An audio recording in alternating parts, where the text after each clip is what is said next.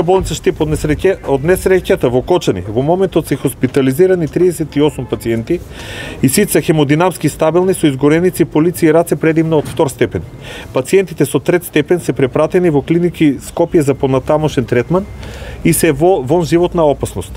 Иницијалната тријажа од 3 часот до 5 часот што беше во клиничка болница Штип е направена на над 80 пациенти.